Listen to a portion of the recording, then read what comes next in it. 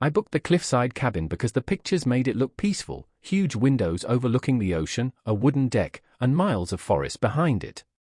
It was supposed to be a quiet getaway from work, a long overdue reset. The owner messaged me on the way there, reminding me that the cabin had old-fashioned wiring and that storms often knocked out power. I didn't think anything of it. The cabin was smaller than I expected, but cozy.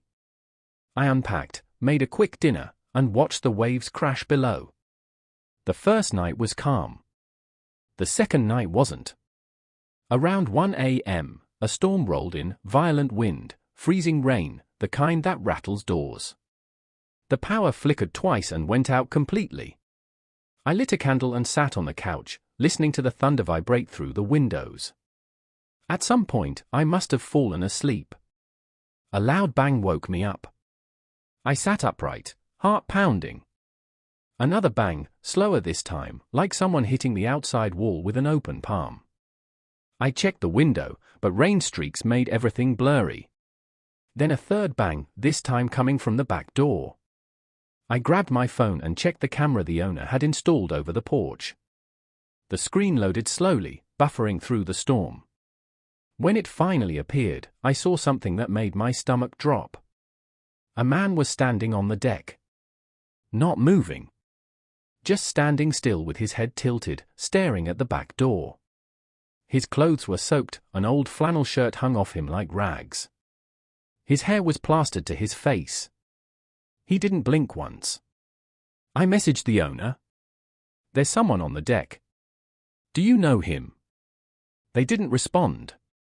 The man placed his hand on the glass, leaning forward.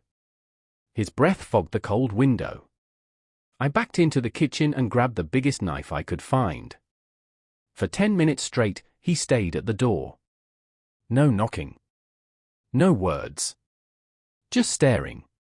When lightning flashed, I realized something else. His eyes were glassy and unfocused. He looked dead. A moment later, he finally moved. He stepped away from the door and walked to the edge of the deck, facing the storm. Then, without hesitation, he climbed over the railing and disappeared down the cliffside. I ran to the window and looked down, expecting to see his body on the rocks below. Nothing. Just darkness and crashing waves. I didn't sleep the rest of the night. In the morning, the owner finally replied. "You saw him again?" I froze. Again? I called immediately. The owner explained that years ago, a fisherman had lived on the property before it became a rental. During a storm nearly identical to the one I experienced, he slipped off the deck and fell to his death on the rocks below. Guests had reported seeing him during storms ever since. I packed as fast as I could and left. As I drove away, I checked the porch camera one last time. Even in daylight, there were wet footprints on the deck, leading straight to the railing. And none coming back. My best friend and I took a road trip through the mountains last summer. The first night, our booking fell through, so we stopped at the only place with vacancy, a small, old-fashioned hotel with dim red carpeting and silent hallways. The clerk gave us room 211 and warned us not to go near room 209. We thought it was a joke. 209 was at the end of our hallway. As we walked by, we noticed someone had taped the peephole from the inside. The door was scratched near the handle, like someone had clawed at it. When we got settled, we joked about what could be inside: ghosts, a murder scene, a wild animal. But during the night, things stopped being funny. It started with footsteps in the hallway. Slow. Dragging. Stopping right in front of our door. Then came a tapping sound. Not on our door, but the wall adjoining room 209. My friend put his ear to the wall. "Someone's in there," he whispered. We listened for a minute. The tapping stopped. Then something scraped the wall from the other side, like a fingernail trailing across paint. We called the front desk. Nobody answered. Around 3 a.m., the tapping turned into banging, frantic, desperate pounding from inside room 209. We opened our door, and the hallway was empty, but the sound echoed from behind 209's door like someone was slamming both fists against it. "Maybe someone stuck," I said. We approached the door. The closer we got, the colder the air felt. My friend knocked softly. "Hello? You okay in there?" The banging stopped instantly. A whisper came through the door.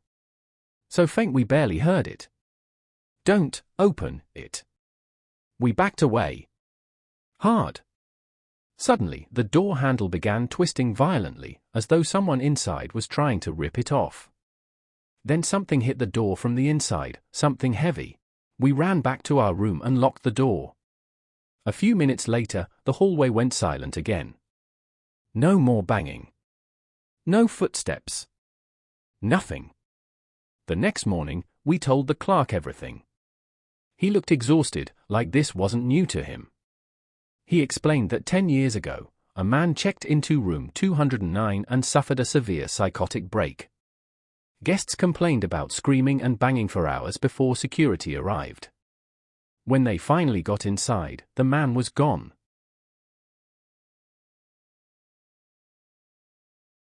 I booked a last-minute trip to a small island off the coast of Belize earlier this year. It wasn't a tourist-heavy spot, which was exactly why I picked it. I had been overwhelmed with work and needed a place with no noise, no distractions, no obligations, just warm water, sand, and sleep. The Airbnb listing looked perfect, a single bungalow on a quiet stretch of beach, with only a few other houses scattered through the palm trees. The host wrote that the island was known for its deep silence at night. I thought that meant peace.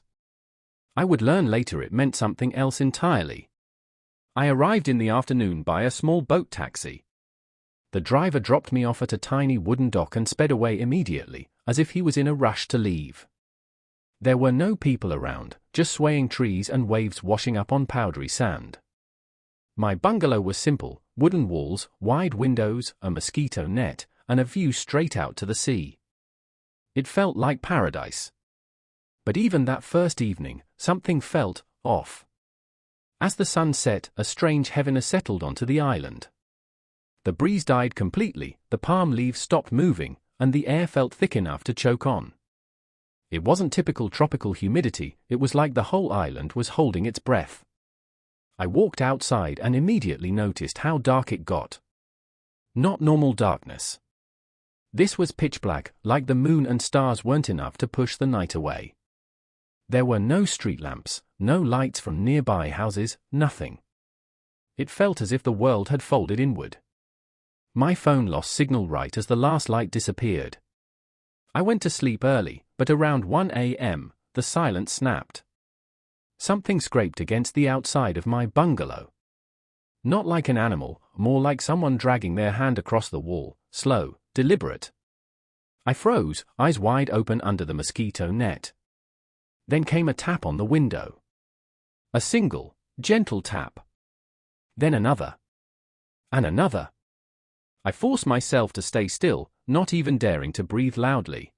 After about a minute, the tapping stopped, replaced by faint shuffling in the sand outside. Then silence again. I didn't sleep at all. The next morning, I walked around the house to check the sand. There were tracks, bare footprints circling the bungalow. They were long and thin, as if whoever made them had unusually narrow feet. I tried telling myself it was a local, maybe someone curious or drunk. But there were no bars on the island. No nightlife. No crowds. My host had told me the nearest village was 20 minutes away by boat. That evening, I tried to stay awake, but I passed out from exhaustion. Sometime around midnight, I jolted upright to a sound that still makes me sick to remember, a voice whispering right through the window screen. "You're awake now?" The voice wasn't human.